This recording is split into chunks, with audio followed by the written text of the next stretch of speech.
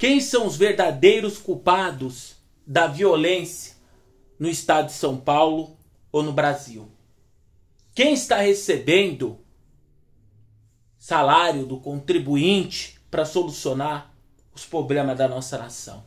E quando um jovem decide ingressar na vida do crime, quando não há mais solução para, principalmente nós que somos homens, e nós, às vezes, por falta de conhecimento ou por falta de oportunidade, decidimos ingressar na vida do crime, quem são os maiores responsáveis? Quem são os maiores responsáveis? O Estado é aquele que fica o maior tempo com as nossas crianças. E o Estado tem um dever de educar os nossos filhos. Se assim não fosse,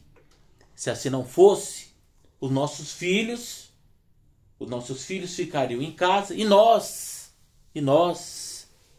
iríamos educar os nossos filhos e os nossos netos.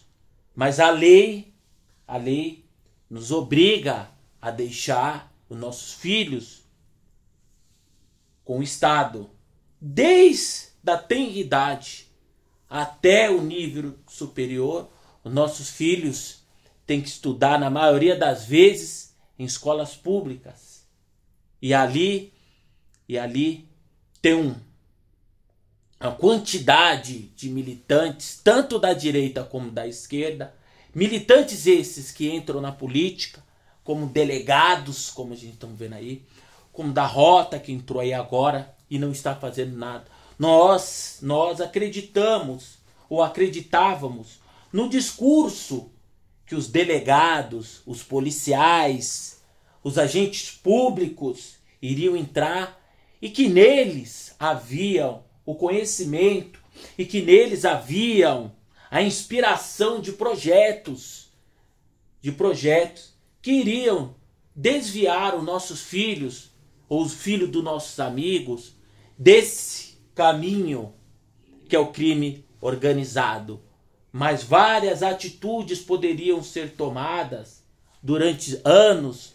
Delegado Palumbro, que está aí, começou com vereador, deputado estadual, deputado federal, só falta virar um semideus e ele não solucionou. Agora veio o da Rota, ele entrou como vereador, depois deputado estadual, depois deputado federal, e assim sucessivamente nós vamos deixando de ouvir realmente os especialistas, como essa senhora muito inteligente, apesar de uma fala que ela teve desconexa com a realidade, uma fala que ela disse que, dependendo da situação, numa briga corporal, se eu ou você der uma pedrada no ladrão, ele com um fuzil, talvez ele venha a óbito.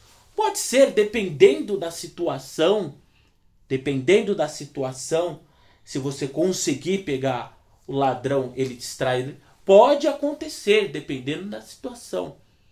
Não como uma arma pequena. Uma arma pequena você pode afastar e atirar e eliminar, enfim, aquela pessoa que está tentando uma agressão física contra você. Essas pessoas agora vieram nas redes sociais rindo e brincando do problema. As pessoas que deveriam solucionar estão dizendo que a culpa é sua, que a culpa é minha, que a culpa da violência no Brasil é sua, é do pai, é da mãe que não educou. Mas nossos filhos passam mais tempo com o Estado, na responsabilidade do Estado, para que eles venham educar, para que eles venham, enfim, ensinar os nossos filhos, que pagam um salário de miséria para os pedagogos e a nossa prole, que nós deixamos, porque existem leis que dizem que o Estado tem que educar os nossos filhos.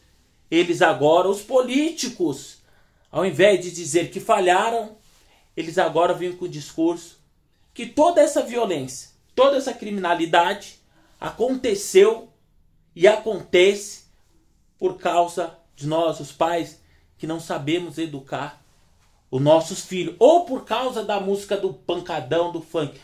Prestem atenção, sempre, um ano que antecede a época das eleições, sempre a polícia vai subir no morro para prender ou para matar, enfim, para fazer algum tipo de operação. O governador do Rio de Janeiro teve 4 anos, medidas que ele poderia ter adotado, como bloqueio das contas digitais, ou bloqueio das contas, enfim, que eles estão usando lá para fazer lavagem de dinheiro, contas bancárias.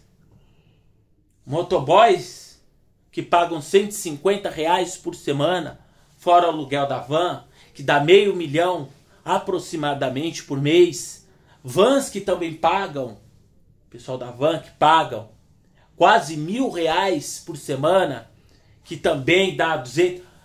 Então, todo esse aparato, toda essa organização que as facções criminosas têm, essa logística depois de se agrupar e conseguir, enfim, através de tudo isso que eles fazem na comunidade, atrair o olhar dos jovens para o crime organizado. E os políticos, que na maioria das vezes não fazem nada, não tem um projeto social. Vejam, bloqueio das redes sociais, eles ostentando nas redes sociais, bloqueio bancário. Nós não estamos presos. Realmente quem está preso são eles. Eles estão num pequeno espaço e conseguem controlar aquele espaço mediante, às vezes, a força ou dinheiro. Porque cada estado, as facções criminosas trabalham e agem diferente e não temos nenhuma medida. Nenhuma medida os políticos fazem realmente para solucionar, para haver um sufocamento, um estrangulamento financeiro das facções criminosas. É uma vergonha dizer que temos deputados estaduais, delegado, ou federais, delegados, e eles não conseguem convencer a bancada do PT e do PSOL, porque às vezes eles querem, enfim, aprovar leis, e eles não entendem que tem um processo a ser seguido até nós conseguirmos ter, enfim, que eu sou contra. Eu sou favorável à prisão perpétua, mas não à pena de morte. Primeira coisa que deve ser feita é dar chance para os nossos jovens crescer e se desenvolver. Educação sempre foi e sempre será em primeiro lugar. Se nós educarmos nossos filhos com pouco tempo que nós temos, mas o Estado fizer a parte deles em educar as crianças, falar para as crianças se afastar das drogas, fazer o bloqueio das redes sociais, bloqueio bancário, bloqueio telefônico, bloqueio de contas digitais de influência mostrando os líderes do tráfico de droga com as meninas. É claro que isso atrai dinheiro, atrai os jovens aí para a vida do crime, achando que é tudo uma grande maravilha e muitas das vezes se esquecendo que no último dia eles vão dar conta da sua alma, que é o mais importante de tudo isso. Eu já me cansei de políticos que na época das eleições têm falas muito bonitas, falas muito elaboradas, uma boa oratória, são pavãos muito bonitos, mas na hora de solucionar o problema não consegue e dizem que a culpa é sua. Eu pergunto para você, a culpa é sua? A culpa é sua de teu filho ter entrado na vida do crime?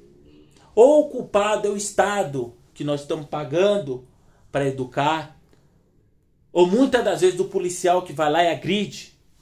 Um rapaz, uma vez, me contou um relato que ao sair do trabalho dele, o policial achou, porque ele estava com uma faca, achou que ele era um bandido. E ao invés de parar o rapaz, fazer a abordagem, perguntar, porque ele ficou feliz, conseguiu emprego no mercado. Lá ele fazia cortes de carne, que no mercado, e saiu sujo a roupa, saiu com avental, enfim. O policial agrediu ele, achando que ele tinha acabado de fazer um crime. Aonde a pessoa vai cometer um crime, um avental, é falta de raciocínio, é falta de um líder na política, a falta de liderança na política. E em qualquer local onde nós vamos, acontece os maiores desastres. Tudo bem, a polícia tinha que subir o morro para tentar conter um pouco, mas várias medidas deveriam ter sido tomadas antes da polícia usar a força, porque na base da força eles conseguiram, sim, mas precisamos nos perguntar como é que um fuzil que saiu lá da Venezuela chegou até o traficante no morro. Será que não tem agentes da segurança pública recebendo dinheiro? Por isso que eu falo, a nossa luta na internet e fora da internet, para pedir que os policiais usem câmeras e que hajam câmeras dentro das viaturas, em todas as viaturas, desde a Polícia Federal, Municipal, todas as polícias e todos os soldados do Exército precisam usar câmera. Nós precisamos entender como um fuzil sai da Venezuela e chega até o traficante. Aqui no estado de São Paulo, vocês que votaram em delegado, em todo esse pessoal, a maior lavagem de dinheiro acontecia praticamente na frente do batalhão da Polícia Militar, que era na Armênia, não dá uma quadra do batalhão da Polícia Militar. Era venda de carteira de motorista. Carteira de motorista. Era praticamente na porta da polícia. E por que esse delegado que está aí não foi lá e prendeu? E por que esse da rota aí não foi lá e prendeu? Essa é a pergunta que nós devemos fazer quando nós vamos votar em delegado, nesse pessoal todo. Essa é a pergunta que nós devemos fazer.